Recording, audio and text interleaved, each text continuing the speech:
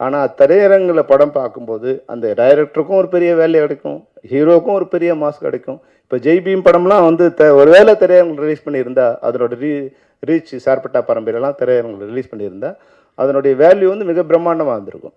அதனால் முதல்ல வந்து என்னோட வேண்டுகோள் என்னென்னா, இது போன்ற பெரிய பட்ஜெட்டில் பண்ணுறவங்க, நீங்கள் உங்களோட சம்பளத்தை எல்லாம் ஓடிடியும் சேட்டலைட்டும் அது மாதிரி லாபத்தில் வச்சுக்கிட்டு தமிழ் திரையரங்கில் தமிழ்நாட்டில் இருக்க திரையரங்கில் அதில் என்ன சேலபிள் இருக்கோ அந்த சேலபிளுக்கு ஒரு படம் பண்ணிங்கன்னா ரிலீஸ் டேட்டு நீங்களே ஃபிக்ஸ் பண்ணிக்கலாம்.